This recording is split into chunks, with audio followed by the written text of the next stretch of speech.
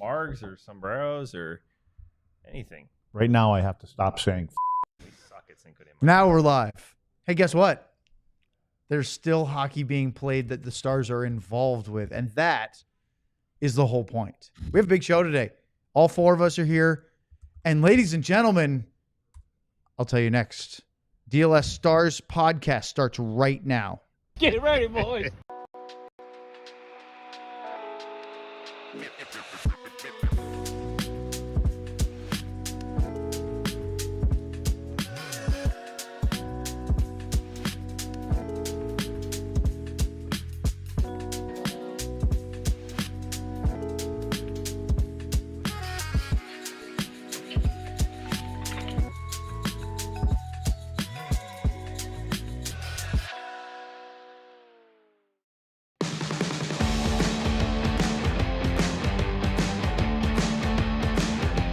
This is the DLLS Stars Podcast. Our Stanley Cup Playoff coverage is brought to you by Bud Light. Bud Light, easy to drink, easy to enjoy. Enjoy responsibly. And by Happiest Hour. Check out Happiest Hour for the best spot to watch the NHL Playoffs. Hey, good afternoon, everybody. Welcome inside the DLS Podcast studio today on Monday, Cinco de Mayo, May 5th. This is the DLLS Stars Podcast. We have Sean Shapiro straight from Formula One practice laps in Dubai. Whether it's real or he's on his controller. We've got Craig Ludwig. We've got Sam Nestler. And ladies and gentlemen, hit that air horn. Guess who's back? Drum roll, please. Producer John from a weekend full of debauchery. I was wondering where you're going with that. Hold on, it was a little low. Let me play it again. There it is. By the way, now I'm so used to that, I'm surprised I didn't hear he needs some milk because of how many times you played that with Luds. I don't know. My muscle memory's gone. It's going to take me a couple days. There it is. He needs some milk. By the way, we were sending Elijah filled in for a show, and then, of course, Katya did for the last game.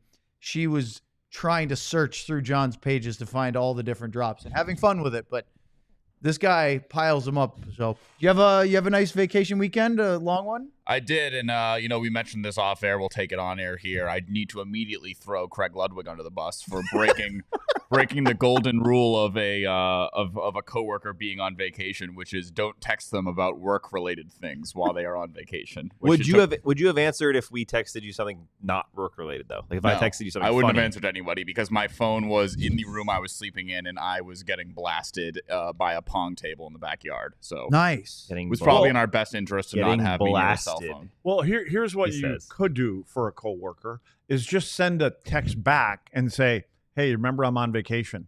I'd go, okay, sorry. But to not respond at all, and I don't have Elijah's number. I'm just trying to do what's right for the show, make it a little better. Let's also call Elijah. Don't interrupt right now. I'm just trying to show some things so the fans can understand a little bit what goes on in the game of hockey if they don't know. But he's not letting me do it when he goes on vacation. Hey, John. Luds is being held back by the man. Would you like to get Luds back? Sure. All right. Guys, the Stars are moving on to the second round of the Stanley Cup Playoffs. And, John, I would say that the mood before the first round was mixed here at the DLLS Stars Podcast. Would you agree? I don't know. Let's go to the tape. And maybe we should talk about the other series. But, Sam, what's your pick? I was just going to my pick. Oh, I said my pick. Well, how many games? You're going Avs and what? 7. Avs and 7? I'll say 6. Avs and 6. I'll go Stars and 7. We'll talk about the rest of the playoffs next here on DLLS. Oh, it's nice that you can get that out there when he's right sometimes. Fellas. I look tan. You did. Yeah. And then Sean, we don't have you on that video, but Sean did post his before the first round started. He did have Stars winning in 7. So yeah, we don't suck up to the organization. We just say what we feel. Yeah, we just pick him to win the cup. I don't suck up to anybody. I just Hey, John, I think he's a little salty Do you now. remember that you don't work for them anymore? You're do. okay to talk freely. You don't have to suck up to Hey, people Luds, right now. what was the result I know you of like the series? to ride your scooter over there with your 3-piece suit on and walk around, go have lunch and dinner with all the former press people Free and your meat. buddy Bruce and everybody. So that doesn't talk to you in the elevator. So if that's what you need to do, that's fine. You're never going to get me. If you open up a bag of Here he dust right goes. there. Like we broke Luds. We Yeah, did. just cut the ties, man. We took 89 games. second round going, and I think everybody's already fired up. So we're going to talk about that a little bit more. Then we'll get to our preview of the second round. As you guys, we'll talk about Game 7 of Jets and Blues here in our next segment. As you go through the weekend, you watch that game Saturday as we do our broadcast, and then you let it percolate the rest of Sunday and now into Monday morning. How does it feel? Any thoughts, changes, differences, views that you've seen over the last 48 hours from an epic Game 7 win? Yeah, I will say, I said this on the post-game show, but the more I look at the game, I rewatched the game because if you were there, when you're there, you saw in the beginning, obviously the third period was the chaos, but you just didn't comprehend everything that was going on. It was so fast. So rewatching it, the Stars just found a way to turn that game on its head, and they started pushing it at exactly the time they needed to. And I went back and I watched when they scored that second goal.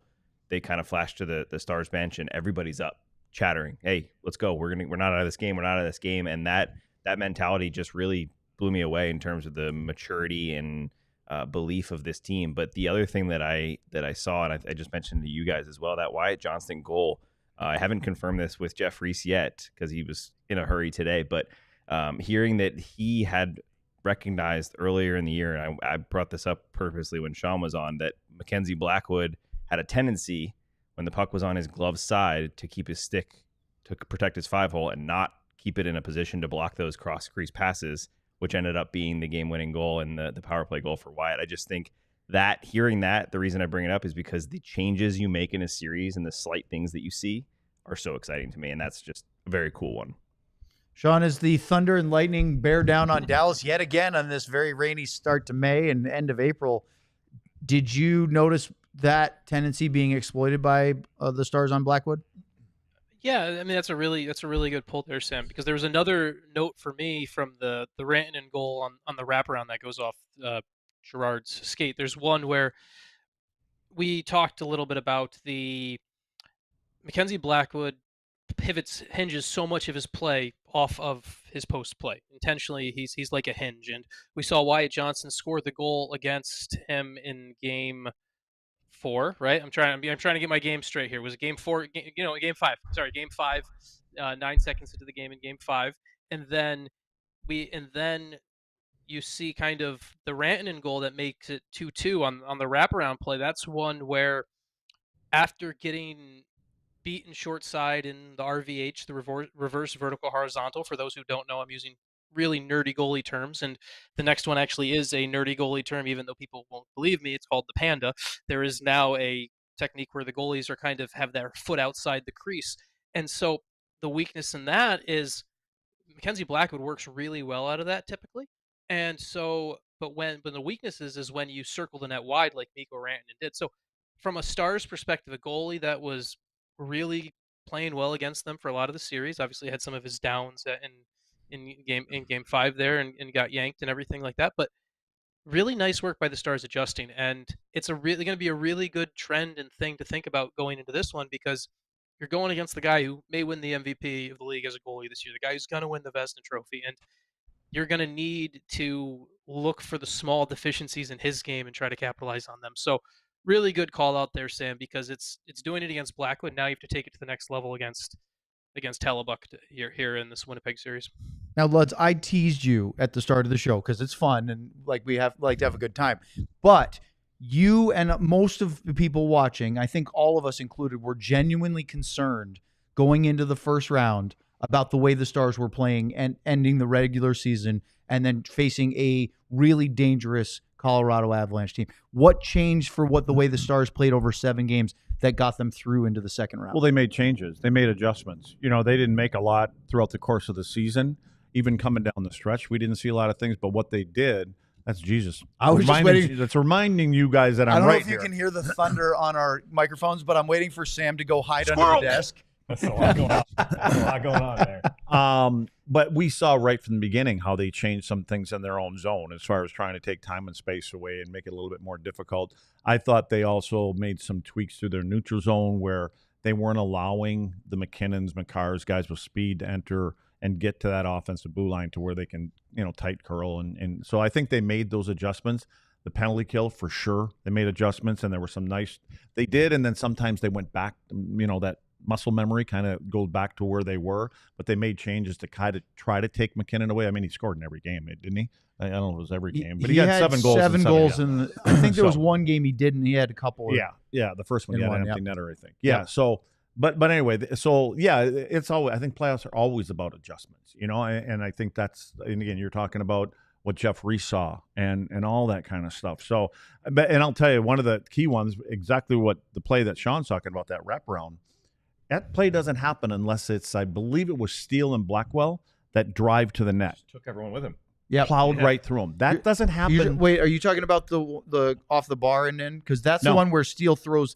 No, he comes in and this is where he splits through 3 guys, right? And then he wraps around the back of the net. This is the one where the take him with him was the one where Rantanen slowed up, came back to the middle, and Steele blew lead blocked like an offensive lineman.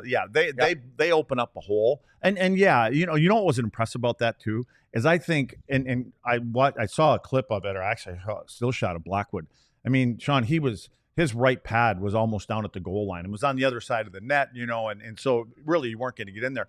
But I think the urgency that Rantanen had to get that puck to the net, so he was using every length, every inch of his body to get it there, whether he knew Girard was standing there or not. But regardless, he was just trying to get it to the front of the net because, again, good things happen. And fortunately for him, that was a great thing that happened. So, but I think with everything that was leading into all this from the moment that he got here, that's storybook for me. I mean, you guys used the word epic. I agree, but it's the dude that called the game in New York mess.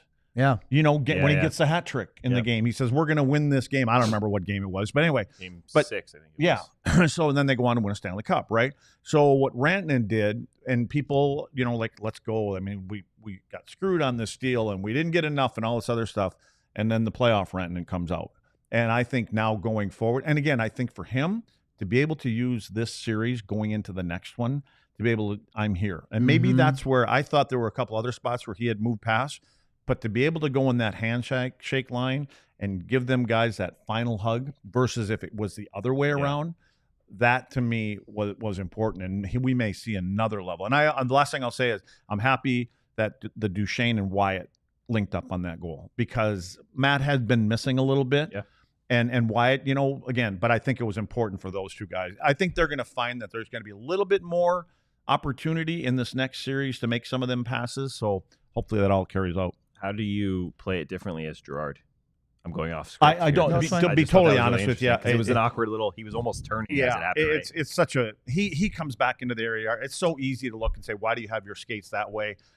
It depends. I couldn't see everything that was going on in front of him, but you have to come back to that area. He's going to try to wrap it, and you have to get to that post and get your stick below the goal line so that he can't wrap it. Yep. I think he never would have anticipated that he was going to fall down or whatever he did and just fire the puck to the front of the net. At him. And I think he's kind of caught in the middle of that, and you're just kind of. He's literally his skates are literally pivoting as that puck hits. It was meant to be. Again. I wish some thunder would come. That would have been perfect right we there. tried to time it.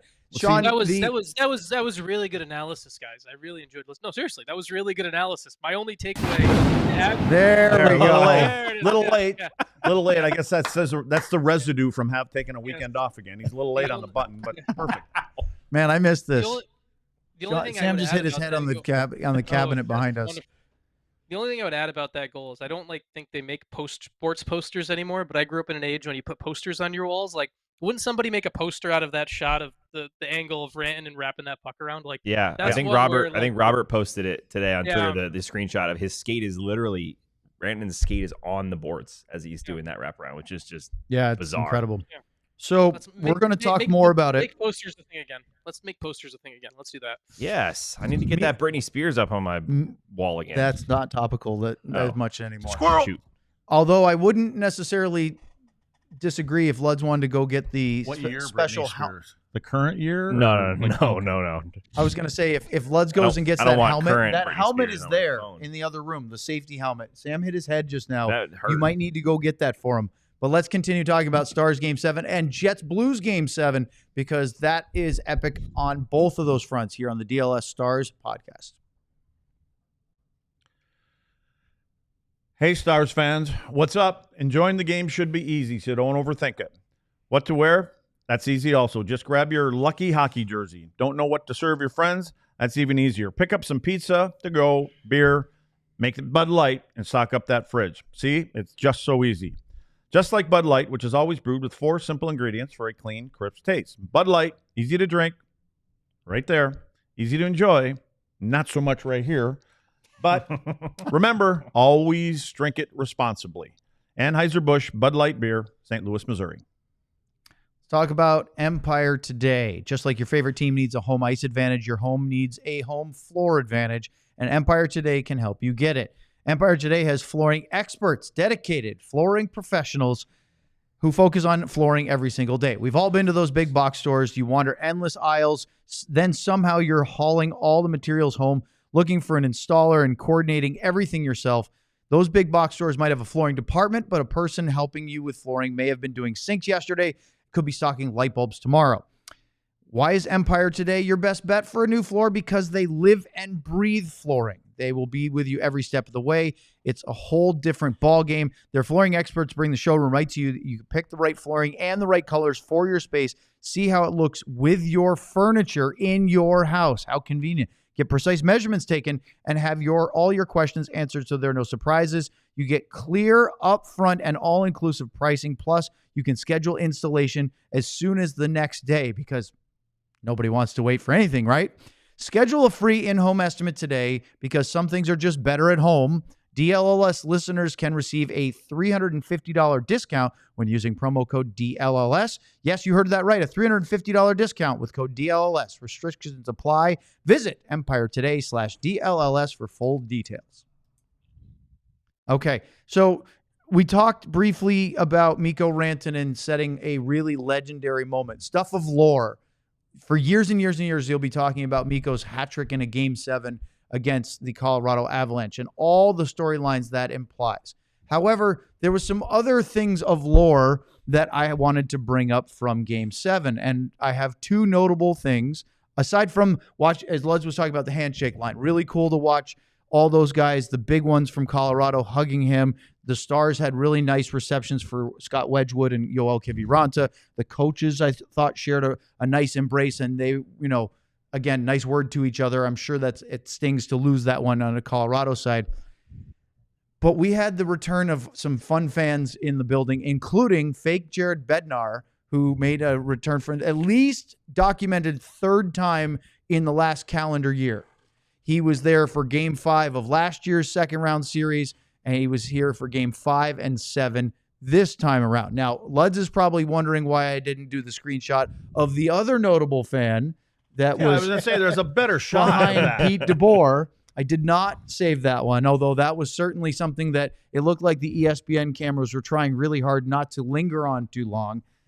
But let's talk about the goaltender for a minute because Jake Ottinger. Yes, I'm moving on. Excellent yes. non sequitur. Thank you. No, it's called a transition. That's what I said. Nope. So, Jake Ottinger, I thought he got better and better as the series went along. And, well, I didn't really like the angle I got of this. This save with about 15 seconds left where he made a glove save and then held it up like a Statue of Liberty, I thought was something that's going to stick in my brain for a while because it's that one of those special Jake moments when he knows I have it, I'm feeling it, we're going to win this hockey game. What'd you guys think about that little show of defiance and Jake's overall game as the series unfolded? We'll start with Sean. Well, I said my actual thoughts post-game the other day after we went past the hour and I got Lud's permission to swear. So that's okay. I've already said my piece on this. This is I'm not going to swear again, John, I promise. Oh. But that's a behave. It's the FU moment. It's the you're not. This is how I'm going. This is it's to me. It's Belfour. It's Patrick Lask. It's big moment, big opportunity, and you're seizing it. You feel like Jake is coming into. We're going to talk about the Jets in a minute, but coming with a little bit more positive momentum after that first round series. Yeah, but I think you have to reset. I mean, I think he was great from game one. I will go back to the game where Pete made the decision to take him out, in hindsight, what a great move. You know what I mean? I just Mm-hmm. and I don't even think in hindsight. I think we all thought it was the time. There was nothing good going on that game. They completely dominated the Stars from the center ice to their own zone, and only, I mean, again, another goal against from being, I don't know if Jake is ever fragile in his head, but there was nothing to gain out of that thing. So I just think that was a key. You talk about adjustments. I think that was a key move at the exact right time. So I just think Ottinger's been dialed in. You know, again, yeah, there's always that goal that you secondhand guess, but I always say it's about perception, and we don't see how Jake and goaltenders see the pucks. But I thought he was excellent. I think he was frustrated at times with guys in front of him, you know, and maybe they could have been here, come back, but he didn't show it. You know, like we've seen that kind of build up throughout the course of the year, and he presented confidence in his teammates and himself. And hey, this is supposed to be this kind of a series. Yeah. You know, I mean, we didn't expect, there was nobody here that expected anybody to roll over anybody in this series. Yeah, and I talked to two things. I talked to Casey today, actually, and I asked him how it was going in that game, and he said he was shocked. He had no idea that would be a move that happened. He told me, he was like, he went in, and I just didn't feel like a playoff game. I felt like I was at like a summer camp, like just playing. It just was a weird moment. Maybe because the game was out of reach, and it was just a weird situation. But I will say, off Lud's point, Sean says this about Jim Nill a lot, and I don't know if I would say this about every time the past couple of years that I've talked to Jake, but this year specifically, through the ups and downs of the highest magnitude, I have not seen a single difference with Jake Ottinger when he comes into the dressing room. Same confident smile. He talks to people. Game days, he's talking to people for an hour before he leaves the rink. He has taken another step mentally, and he was already pretty mentally strong when he came into this league. That is nothing but good for the Dallas Stars. It's actually, I'm finding it awesome that you said that, because I was texting Jim. He sent me a message as I was getting out of the car, and I had sent him something after the game. And he sent me a message back, and so I was replying, and it's almost what you just said. And I just said, I don't know if I should say it. Well, you can make that decision on the fly. Well, Ludge. no, you know what? You already said it. I mean, what I said is I think it all starts at the top. When I said, when you're walking around and you're as cool as a cucumber, I said, there's no panic that comes from upstairs. And I think that some upper management people can walk around day after a game and everywhere, and you're kind of like, well, Jesus, they're on pins and needles. And you can sense it as a player. You know, we already know this, but when you see him walking around the building and you see him down, and he comes down, talks to coaches every night and things like that, and he just walks in and he walks out and everything's good, and hey, we're okay. You know, and that to me was what I said. I said that boils over to us as players. We're like, no panic here, no panic up there. He does it too. Why the hell are we panicking here? Yeah. You know what I mean? Like, I think it's, I guess the word is confidence. Like, those guys believe in what we are, and those guys know that there could be even better things coming at some point in this next round, should we get there. And I'll go back to the same thing I said earlier. I just think it was a brilliant move. Forget the doctors and everything else, that Miro did not play in Game 7. I just think that would have been. To kind of go to Lud's point, one of the things that I think is most impressive about Jim Nill and the way the Stars run the organization is there's a lot of organizations, and I've been around some other ones, where there are two personalities for people in hockey operations. There is the GM is in the room, and the GM is not in the room. And the mood and tenor of the individual change when the GM and the guy in charge is around. That's not the case in Dallas. For example, Mark Janko is Mark Janko, whether Jim's 6 feet away or Jim's nowhere, not even in the same building. Same thing with a lot of other scouts and people I've spoken to the organization. I'm at a lot of amateur events. I'm watching things for the under 18. I was watching U18s last week. I'm 20 minutes from the national team program here. You go to CHL games. Talk to a lot of guys from various teams, and a lot of scouts and hockey personnel have a different attitude and walk on eggshells a little bit differently when their boss is around. And that's not the case with Jim.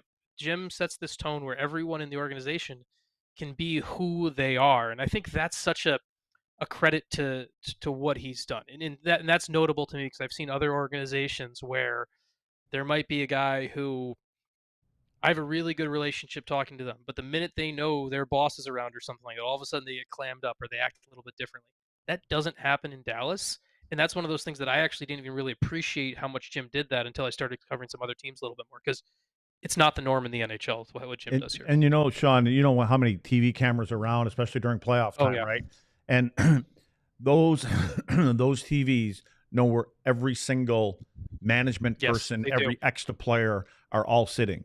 And you can go through you can go through to game 1, game 20, or game 7 in the playoffs. And when you get a shot of Jim Nill, which I think they try to respect that stuff, but when they get a shot of him, it's like it's a screenshot from 5 years ago. Usually like this. It has not moved. and that's his personality. But you see some other ones up there. And the problem is, when you see some of these other GMs and there's assistant guys sitting up there and a goal goes in, they go right to those guys. They want to see how they're going to react, and they know which ones to go to because they're going to lose. They're going to lose their marbles, right? Yeah. Well, maybe a player isn't seeing that; it's not being shown on the jumbotron. But eventually, there's someone or a player, extra player, said, "Yeah, you should have seen how so and so reacted." You know, when that goal, and you're like, "Well, I was on the ice for that goal." You know, now all of a sudden, something's in your head, and I think this guy. I mean, maybe he's a serial something at home, but when he's on TV, this dude is calm as can be, and nothing phases him. Serial eater is what I meant. He just he just can't stop eating cereal. If this was a different show, I would go different places. I wondered about that. Yeah. Now, Sean, your laughter says it all. I got nothing. I might go get some cereal right now. Yeah. I want. Should we not use that as a social clip? Probably. I don't think seconds, I would appreciate that. This We one time you don't use cereal in a very long time. Okay, I don't had get Raisin Bran this distracted. As we go, no. Sam, I want you to give us an update from practice today because we have a few minutes and then we can talk about Jets Blues Game 7 after the break. Okay. Practice, pretty simple, optional today. Only thing notable. How many guys were out there? Maybe 10. Not that many. No, not a lot. The ones you'd expect, but Miro and Robo were both out there. Nils Lundqvist was out there as well with the group. I know it was an optional, so it's not really integrated with the team, but it's the first time I've seen him actually doing drills. He was shooting pucks. But in terms of the guys who are right here, as we know, Miro, Roberts, and Watch continues, and now I guess ramps up even more. Miro is definitely very close. Pete said it multiple times. I personally think it's somewhere in the first 3 games. That's not a report. That's just from what I've kind of noted. And then for Robertson, I think it's a little bit behind that. But I will say he looks further ahead than I thought. He was doing some resistance stuff with bands. He was skating super hard, and he was doing all the drills with the team. So he is now looks like he'll be on the Miro path of probably traveling and skating. The Robo thing's interesting because, he does feel like he's behind Miro because he hasn't been skating. His injury is much, much less severe. Yep. So his recovery might be faster. Maybe they will be at the same time. I would be surprised if we saw Robo for Game 1, but maybe Miro, maybe. Bloods, who comes out if Miro's able to play whatever game of the series? No idea. Because Petro and Bishop have been really good together. Are you just going to scratch Cody Ceci? I just don't know if Miro's going to play in Game 1. But regardless, you're asking the question, who comes out when he comes out? Well, what, you think they're going to keep Petro in, right? So, no, I mean, I wouldn't be surprised. My first thought is I thought he's been more impressive. They've been their most consistent pair as far as I'm concerned. When Sam mentions Nils Lundqvist, my first thought is even if Nils Lundqvist is healthy, he's not playing. Sorry, right? And that's nothing against him. It'd be great for that depth, but he's below a couple guys right now.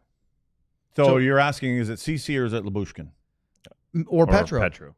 Because I'm not taking him out, but that just that's the plumber in me. I'm thinking this guy is exactly what you want from your third pair. Yeah. I shouldn't say that guy. That pairing together, and again, they came in knowing each other, playing with each other. You guys don't, but when you go into these games and you actually watch the little tiny things that them two guys do, when they in their heads are like, I'm going to make sure this guy can't get in front of Jake for that period of time. That's their focus. That doesn't happen with the other four all the time. So I think that's comforting for Jake. And of course the cohesion with playing with Bishop. Now the thing is Bishop's better because of him. Who's killing more? Is it Lyubushkin or is it Ceci? If minute wise, I'm sure somebody could pull it up. Yeah. But who's out there? Because I think whatever one they trust the most out there killing. Because I don't think right now they're using either one of those two as far as penalty killers. They did in one of the games, but I think it was kind of lost game. Right. So and they're starting to put Harley back out there a lot more. Let's just show you from a whole overall, and then I'll look at the penalty killing. Cody Cece's third on the team in time on ice, 23 minutes. Yeah, but I'm first talking round. specific because if you're taking one out, to me it comes down who can kill penalties. Who would be a guy to go to when Essa can't come out there, which Essa does a great job of staying available. Cody Cece, shorthanded time on ice this postseason, 20 minutes in 7 games. Well, what does it compare to Lyubushkin? Lyubushkin, 11:55. So well, there you twice go. as much. There you go. So I make sure I have the guy because that means that Elaine trusts him more. Because again, we're talking playoffs. This is special teams. It's Lindell and Cece together right now. Yeah. So that's what I'm saying. So the guy that plays more on the PK is the guy that I would lean to because he has to go to Elaine and ask him. Yeah. I mean, he's running the D. Elaine is comfortable with whoever he's comfortable with, and it'll be a tough decision. But it does the playoffs. You make tough decisions. So I would say, hey, we get in penalty trouble, because it'd be like asking, okay, power play, who do we want? Who do you want me to take out? Yep. You know what I mean? Mm-hmm. So that would be one big mark that I would think you have to look at. Fans would be very upset if I will bet a $200 super chat that it's Petrovic out. If it's anyone other than Petrovic, I'll give you guys a $200 super chat. The first show that I'm not on that you guys. You're on. It is. I mean, it's Petrovic. It's coming out. I'll take it because I can't lose anything in this bet. Well, no, but Sean, you're right because can you see Petro staying in at the expense of Ilya Lyubushkin? I don't. No. It's a hard thing to see. But Lud's point is correct. He's been fantastic. He's been great. But you just spent 4 minutes talking about who would come out potentially for Game 4 when Game 1 is 48 hours from now. Well, but you see my point. But clip it. If it's anyone other than Petrovic. Caveat: everyone's healthy. I'm using that caveat. Okay, we'll talk when there's a goal goes in, and one of them other two that we're talking about doesn't seal his guy out, and it goes in on Jake. And that's 3 of them. We'll talk when it comes around there. It's not my decision, but I'm just saying if they take anyone else other than Petrovic out. Well, I can see where a novice would say that. If you don't drill down in the whole game and playoffs, but if it's anyone other than Petrovic, I would go to Elaine. I would go to Elaine Nazardine in a quiet room and just say, "Who do you trust?" Yeah. Just give me the 6 that you trust. Yeah. And you may be right, Sean. And it may not have nothing to do with trusting. He may trust him more than one of them other 2 guys we're talking about. But at the end of the day, it's Pete DeBoer's decision. Yep. I mean, that's whose decision it is. He'll go with whoever. And I think Jim will have some kind of say in it. But I think Jim, lets the coaches coach. Let's talk about the Game 7 that happened yesterday. That was equally wild and crazy. Next, here in the DLS Stars Podcast. Sleeper is the best fantasy league platform out there, but it is also much more. You can put your puck or ball knowledge to the test by picking whether your favorite or least favorite player will have more or less than their projected stats each week or each night. It's super simple. For tonight, I have Florida Panthers forward and known menace Sam Bennett with more than half a goal in Game 1 in Toronto against the Maple Leafs because we know that he loves to do what he does and he's at his best when he's playing Toronto. If it hits, you can win 3.14 times your money. Give me your microphone. With Sleeper, the more picks you combine, the more you can win. All the way up to 100 times your money. Sleeper keeps you in the loop with instant alerts for breaking news and major injuries. Stay ahead of the game.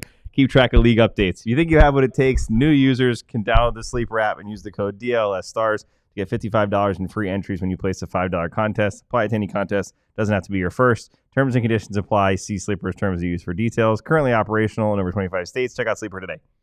That's what Team has to do. That is the lesson that you need to stop fidgeting with your microphone connection that time. while you're on the show. Oh, there's one. Let's talk about Game Time. See, you're not listening to what he says. You only listen to what I say and then chop me up.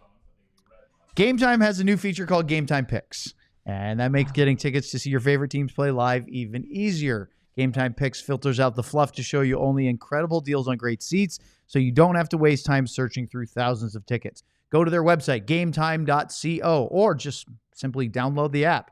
And you probably are thinking about playoff tickets for the Stars, but you could also do theater, concert, comedy. How about Game 3 or 4 in Dallas against Winnipeg? We'll talk about that in a minute. Take the guesswork out of buying tickets with Game Time. Download the Game Time app, create an account, and use the code DLLS for $20 off your first purchase. Terms apply. Again, create an account and redeem the code DLLS for $20 off. Download Game Time today. What time is it? Game time. Game time. All right. Sean's got cereal. He's got the mic away from his mouth. Smart. What kind of cereal? Monomorph. I recognize Flakes. the great Ludwig on the left, but who are the other guys? Is that Owen on the right? Yes, see, there's our names. Sean is eating cereal and just playing a bit. Sam's in the middle, fidgeting with his mic. We're sitting on pins and needles here, Sean. Rice Krispie Squares. Rice Krispie Squares? Yeah, Rice Krispie Squares. Yep. Because you were also 8 years old? You take the Rice Krispie treats and put milk on them? No, I think it's a real cereal. Oh, wait, are you talking about Rice Chex? Yeah, sorry, Rice Chex, not the Rice. Oh, I was gonna say Rice Krispie cereal. I know they have that They stuff do. now, though. It's Rice like Krispie Skittles Squares cereal. is literally like Rice Krispie sorry. treats as cereal, and I've seen it. It exists. Sam, you're pulling a Luds right now. Your mic's like a mile from your mouth. Because I don't want to break it again. Luds, he is just... I can't move my computer because the giant bucket in front of me. That'd be a bucket of Bud Light. Yeah, Sam, you have something to say about our sponsors? I have something to say about the bucket placement of our producers. So let's talk about Game 7 another last one? night real quick because it leads into the beginning of our preview of Stars against the Jets. I believed with 8 seconds to go the Jets were going to lose that game. I think most people What a did. bold statement. What a bold statement. Okay, settle down, Sean. It's called leading into it. Yes. He needs some Now I milk. have the Watching microphone. them. So I remember the second intermission, Rick Bowness told the TNT crew that he thought that the Jets would come back in this game. Now, whether that's Nostradamus or if it's just their ex-head coach trying to cheer on his former team. But then they got one late. That'd be Bonstradamus. Bonstradamus. I knew that was just work because I was trying to come up with it. I was trying to figure that out. Then I'm thinking, I don't know if I should say that. I got to be careful how I say it. Nosferatu. Unlike the Stars game where Dallas gave up a goal in the first 30 seconds of the third period, but then they got one before the 10-minute mark, and then they tied it, and then they got the power play goal, and then won it with they finished it off with the empty netter. But this one, as it was going down the third period, felt more and more like the Jets were running out of time. That's why I had 12 pages of notes for St. Luds Louis. is ready to go. And I scrambled to get them all out of there. Yeah, again, I think that, and obviously, if they weren't going to win that hockey game, everybody's going to be pointing at the goaltender, right? I mean, because there was another goal that went in. And so I don't know how to explain it. I know that the guys in St. Louis, and particularly the head coach, probably felt like they deserved that game. And but again, for St. Louis, it's a big, or St. Louis for Winnipeg, it's a big step to get out of there. And my question would be to Sean, even though got pulled 3 times in that series, and another questionable one maybe, or however you want to look at it in that game, does that help him going into the next series, or is it still lingering in there? Does that moment, almost from the standpoint of I know how this would have went down if it goes the wrong way, but my teammates just bailed me out to get to the next round. How do you think he handles his performance in the playoffs so far? Well, I think he's a very proud goalie. I get very similar Ben Bishop vibes speaking to Connor Hellebuyck, the guy who is a big believer in his craft and I think he had the line. He said something about how he studies goaltending more than most people, and he has a healthy ego about him, and I think the kind of microcosm of what Connor Hellebuyck, the Stars, are going to get on Wednesday night is what happened after the Radek Fox goal made it 3-1.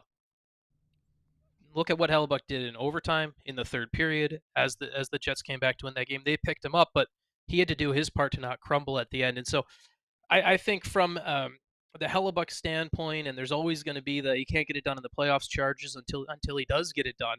But I wouldn't go into this series thinking there's any weakness in the Jets goaltending. If anything, I'm more worried. You'd be more worried about it from a Dallas perspective because he had those hiccups. He got those out of the way. The warning shot was fired. Yep. Now things have all come together. So this is going to be, I am so excited to watch this series. This series, just from as a goalie nerd, this is a series where I'm so excited to watch how both of them attack it, both from their individual team elements, what they're both working towards legacy-wise, maybe battling for one job to start Game 1 in Italy next year in the Olympics. Yes. This is going to be...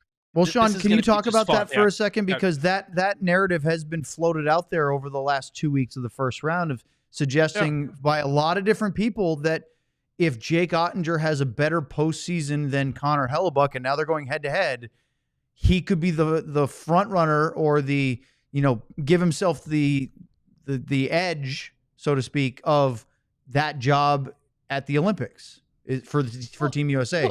Is that a realistic possibility in your minds? Your mind? I think the door's open. Yes. I mean, I do have multiple minds. It's very scary. Living inside my head is very scary. So, John, come on, you're missing the drop, dude. You ever wonder what's going on inside? Do you ever someone's look head? at someone and wonder what is John. going on inside their head? There you go, John. We never have shows in here anymore, so I have no idea where the drops are. I know. John's like trying to relearn the podcast. Your brain cells are fried. We'll switch seats. How about it? We'll get the moose up right away. Luds knows where it is. Show the moose. I think the door opened when the U.S. didn't win the Four Nations. I think if the USA wins the championship, if the USA wins the championship at Four Nations, I don't think there's any question at all that, hey, this is Hellebuck's number one job for the Olympics. Now, it opens it up a little bit conversation-wise because it's not like, hey, this is a guy who won the championship last time, won a medal or a title, whatever we want to call it, last time you were out there. And Jake Ottinger is turning himself into a big game goalie. And this is the last high-pressure, crucial moments that these guys will get before the Olympics. Of course, they'll look at play in November and December leading into the tournament, but this is the last, hey, when the chips are on the line, the biggest deal, can they get it done? And so for Jake Ottinger, there's an opportunity here to swing that narrative, and I don't know if he can fully win the job to be the number one goalie for Team USA, but he can make the case where, hey, I'm going to get one of the first two games, and I'm going to be in a spot where if I outplay him in those two games, I'm going to have a chance. So there's a lot on the international line here for Jake Ottinger to maybe potentially steal something. But obviously, the biggest focus right now for both these guys is they're going to be staring down two pretty good teams in front of them that come between 196. This is a good topic for us here because these two goalies want to win a Stanley Cup. They could care less right now about the Olympics. For sure. That's what cements their legacy. Yep. You know what I mean? It's not playing in the Olympics, but it's a great topic to have. But there isn't one of them sitting there.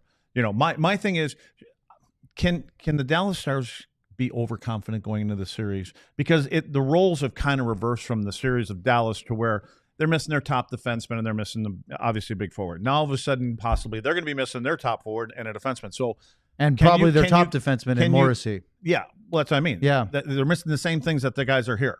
It's just reversed, and so they got ones that are coming back. Can these guys go into this? It's in your head knowing that Scheifele and Morrissey are probably. Oh, I don't know. It sounds like Scheifele may, but I don't know if Morrissey will. But regardless, are you going? In the next couple of days? Does that trickle into your mind? I think the only reason I say that at this point is because nobody picked them. They loved that. They went with that. Yeah. Pete said it a ton of times. They really rode that everyone against us mentality, and the Stars have proven that they are better in that position in the past. They just have. When they get, they look. I think Pete called it reading their own press clippings, basically saying when we got Rantanen, everyone picked us to win the Cup, and we went on our worst streak of the season. I'm looking at the picks right now. A lot of stars in 6 and stars in 7s again. That it's flipping, and that's not – the picks don't matter, but they do maybe for the Dallas team. They're going to have to just internalize that us against the world thing again and not let any of that go into and their you minds. Understand why they're saying that because the goalie sucked for the most part. Sure. And they're could be possibly missing 2 key guys for sure. But and I don't think press clippings – that means you actually read the paper. Yeah, I think Pete's a little dated on somebody that. ought to update. He's talking about Leah's newspaper. Me of all articles. people pointing that out.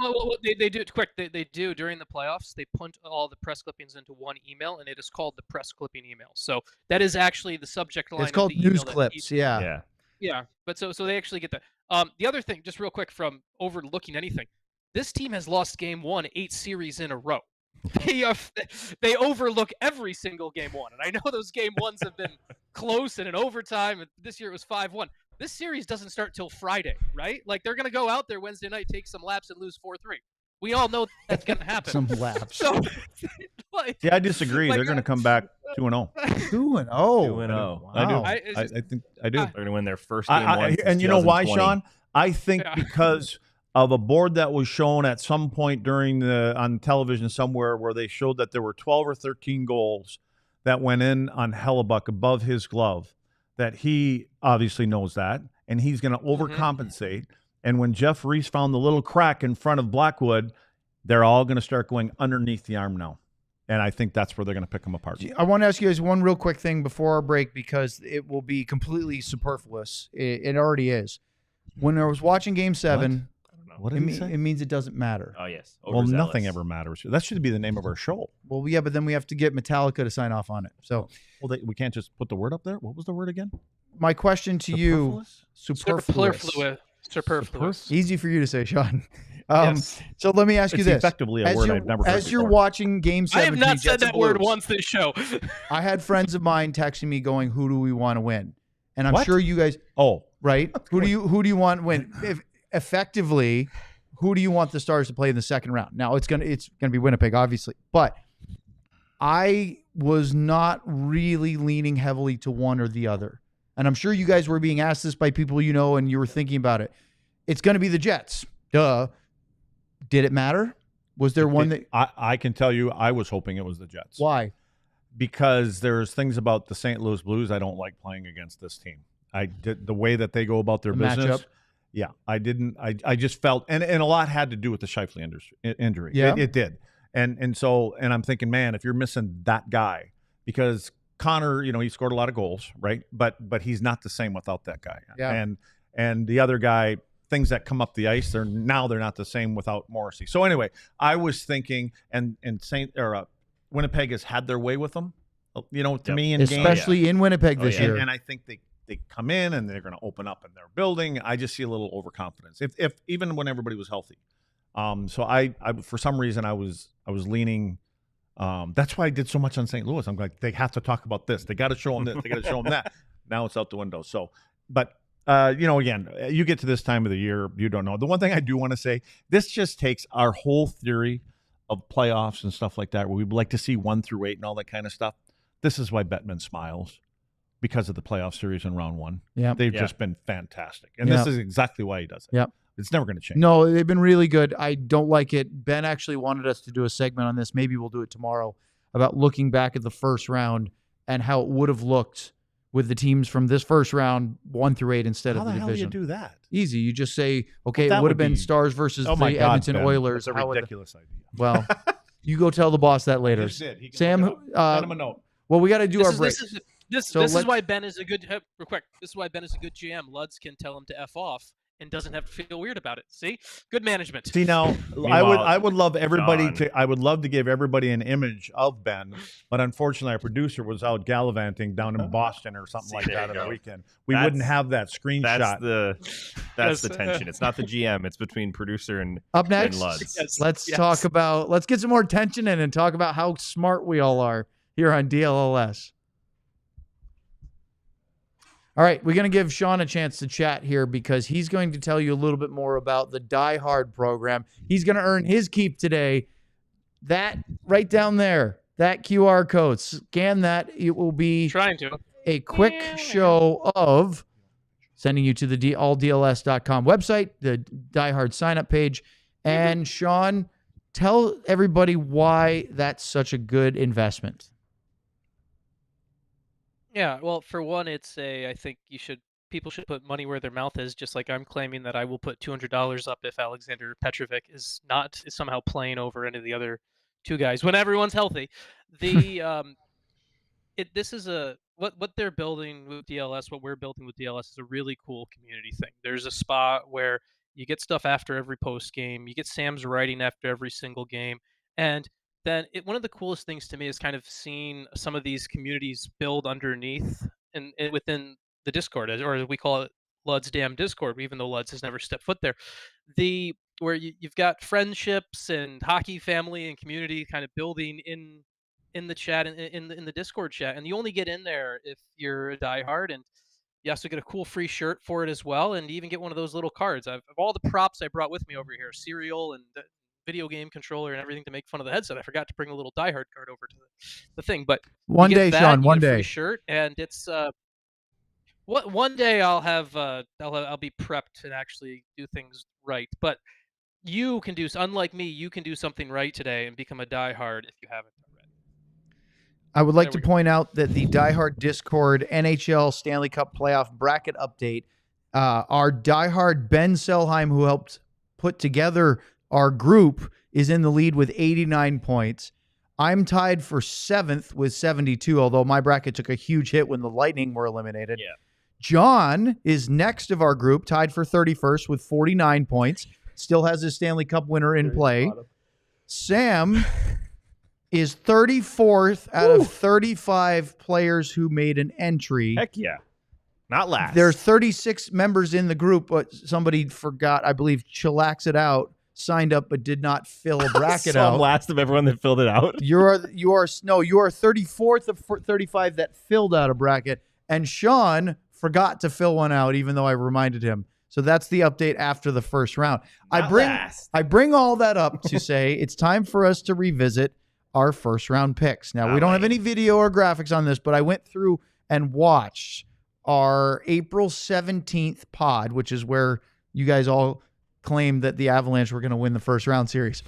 And the other ones, all of us picked the Jets to beat. Here's the bracket that updated now as we get ready for the second round with the other 3 series starting tonight with Toronto versus Florida. Then tomorrow we'll see the Capitals and Hurricanes, and then Vegas and Edmonton go, and then the Stars and Jets will play on Wednesday. Every one of us picked the Winnipeg Jets to win. I picked the Jets in 5. Sam and Sean said 6, and Lud said the Jets in a little bit longer. What did I say? That you said in a little bit longer. We never got to a number. I thought I said overtime. You were saying 8. No, you were basically saying it was going to be 6 or 7 games. A little bit longer series. 7, but okay. But the funny thing is picked that, but I was worried about St. Louis. Yeah, we all picked that, and Go I was figure, worried right? about St. Louis.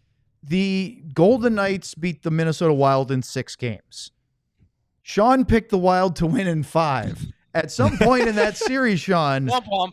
I actually thought the Wild were going to win in 5, and then Vegas turned it around. Luds, you had Vegas in 5. I had Vegas in 6. Sam had Vegas in. We never let him say a number. We moved on before he could say a number. Beautiful. Call it whatever it was. You called Vegas. The Oilers beat the Kings in 6. Luds, Sam, and I all picked the Kings. None of us gave a number of games on the show. Sean, in his Twitter post, had Oilers in 7. So he's the only one that picked Edmonton in the first round. Are you guys as surprised as I am about LA losing in the way they did? Yes.